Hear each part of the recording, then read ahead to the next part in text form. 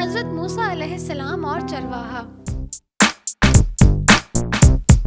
حضرت موسیٰ علیہ السلام ایک دن جنگل میں سے گزر رہے تھے کہ انہوں نے ایک چرواہے کی آواز سنی۔ وہ بلند آواز سے کہہ رہا تھا، اے میری جان سے پیارے خدا، تو کہاں ہے؟ میرے پاس آ، میں تیرے سر میں کنگھی کروں، جوئیں چنوں، تیرا لباس میلا ہو گیا ہے تو اسے دھوؤں، نئے نئے کپڑے تجھے سی کر پہناؤں، تیرے موزے پھٹ گئے ہوں تو وہ بھی سیوں، تجھے تازہ تازہ دودھ پلایا کروں، اور اگر تو بیمار ہو جائے تو تیرے رشتہ داروں سے بڑھ چڑھ کر تیری تیمارداری کروں، تجھے دوا پلاؤں، ہاتھ پیروں کی مالش کروں، اور جب تیرے آرام کا وقت ہو تیرا بستر خوب جھاڑ پہنچ کر صاف کروں۔ اگر مجھے معلوم ہو کہ تیرا گھر کہاں ہے تو بلا ناگا صبح شام گھی اور دودھ تیرے واسطے لے کر آیا کروں، پنیر، روغنی روٹیاں اور خوشبودار دہی کی لسی، یہ سب چیزیں لاؤں۔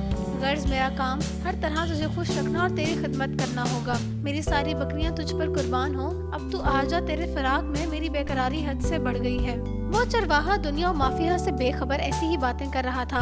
حضرت موسیٰ علیہ السلام اس کے قریب گئے اور کہنے لگے، ارے احمق، تو یہ باتیں کس سے کر رہا ہے؟ چرواہے نے جواب دیا، اس سے کر رہا ہوں جس نے مجھے اور تجھے پیدا کیا اور یہ زمین و آسمان بنائے۔ یہ سن کر حضرت موسیٰ علیہ السلام غضبناک ہوئے اور کہا، اے بدبخت، تو اس بےہودہ بکواس سے کہیں زیادہ نہ رہا، بجائے وہ مومن ہونے کے کافر ہو گیا۔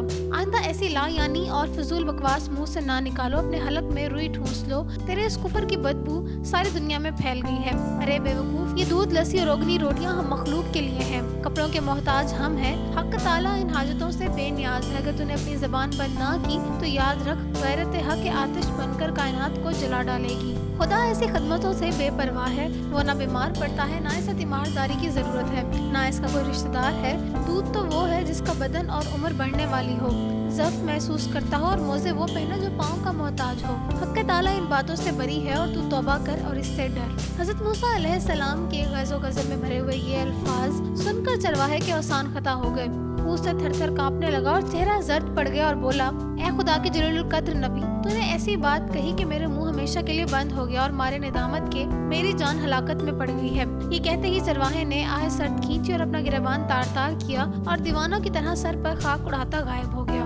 حضرت موسیٰ علیہ السلام حق تعالیٰ سے ہم کلام ہونے کے لیے کوہ طور پر گئے تو خدا نے ان سے فرمایا، اے موسیٰ، تو نے ہمارے بندے کو ہم سے جدا کیوں کیا؟ تو دنیا میں فصل کے لیے آیا ہے یا وصل کے لیے آیا ہے؟ خبردار، اس کام میں احتیاط رکھ، اور جہاں تک تجھے ہو سکے فراق کی حد میں قدم مت دھر۔ ہم نے اپنی مخلوق میں سے ہر شخص کی فطرت الگ بنائی ہے اور ہر فرد کو دوسروں سے جدا عقل بخشی ہے۔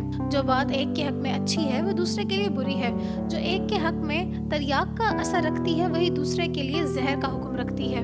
ایک کے حق میں نور تو دوسرے کے حق میں نار، ایک کے لیے گلاب کا پھول تو دوسرے کے لیے کانٹا۔ ہماری ذات پاکی اور ناپاکی سے بری ہے، اور اے موسیٰ علیہ السلام، یہ مخلوق ہم نے اس لیے پیدا نہیں فرمائی کہ اس سے ہماری ذات کو کوئی فائدہ پہنچتا ہے۔ اسے پیدا کرنے کا مقصد صرف یہ ہے کہ اس پر ہم اپنے کمالات کی بارش برسائیں۔ جو شخص جس زبان میں ہماری حمد و ثنا کرتا ہے اس سے ہماری ذات میں کچھ کمی بیشی واقع نہیں ہوتی، بلکہ جو موتی اس کے منہ سے نکلتے ہیں اس سے مداح کرنے والا خود ہی پاک صاف ہو جاتا ہے۔ ہم کسی کی قول اور ظاہر پر نگاہ نہیں کرتے، ہم تو باطن اور حال کو دیکھتے ہیں۔ اے موسیٰ، خرد مندوں کے آداب اور ہیں، دل جلوں اور جان ہاروں کے آداب اور۔ حضرت موسیٰ علیہ السلام نے جب خدا کا یہ عتاب آمیز خطا سنا تو سخت پشیمان ہوئے، بارگاہ الہی میں نہایت ندامت اور شرمساری سے عفو کی درخواست کی۔ پھر اسی اضطراب اور بے چینی کی حالت میں اس چرواہے کو ڈھونڈنے جنگل میں چلے گئے۔ اس کے قدموں کے نشان دیکھتے دیکھتے اس قدر چلے کہ پیروں میں چھالے پڑ گئے۔ صحرا بیابان کی خاک چھان ماری لیکن چرواہے کا کہیں پتہ نہ پایا۔ کہتے ہیں دیوانوں کا نقش پاخٹ کے نقش پاک سے الگ ہوتا ہے، اس لیے حضرت موسیٰ علیہ السلام نے اپنی تلاش جاری رکھی، یہاں تک کہ آپ اسے پا لینے میں کامیاب ہوئے۔ چرواہے نے انہیں دیکھا اور کہا، اے موسیٰ علیہ السلام، مجھ سے اب کیا خطا ہوئی کہ یہاں بھی آن پہنچا؟ حضرت موسیٰ علیہ السلام نے جواب دیا، اے چرواہے، میں تجھے مبارکباد دینے آیا ہوں، تجھے حق تعالیٰ نے اپنا بندہ فرمایا اور اجازت عطا کی، جو تیرے جی میں آئے بلا تکلف کہا کر، تجھے کسی ادب و آداب اور قاعدے ضابطے کی ضرورت نہیں، تیرا کفر اصل دین ہے اور دین نور جان تجھے سب کچھ معاف ہے، بلکہ تیرے صدقے میں تمام دنیا کی حفاظت ہوتی ہے۔ چرواہے نے آنکھوں میں آنسو بھر کر کہا، اے پیغمبر خدا، اب ان باتوں کے قابل ہی کہاں رہا ہوں جو کچھ کہوں، میرے دل کا تو کون ہو چکا اور میری منزل سدرۃ المنتہا سے بھی آگے ہے۔ جب سے اب تک ہزاروں لاکھوں برس کی راہ طے کر چکا ہوں تو نے میرے اسب تازی کو ایسی مہمیز لگائی کہ ایک ہی جست میں ہفتے آسمان سے آگے نکل گیا۔ میرا حال بیان کے قابل نہیں، اور جو کچھ میں کہہ رہا ہوں اسے بھی میرا احوال مت جان۔ اے شخص، تو جو حق تعالیٰ کی حمد و ثنا بیان کرتا ہے، کیا سمجھتا ہے کہ تیرا حال اس چرواہے سے کچھ مختلف ہے؟ نہیں تو اس سے ہرگز بہتر نہیں ہے۔ تو ابتدا سے انتہا تک ناقص اور تیرا حال و وقال بھی ناقص ہے۔ یہ محض اس پروردگار رحمان اور رحیم کا کرم ہے کہ وہ تیرے ناقص اور گندے تحفے قبول فرما۔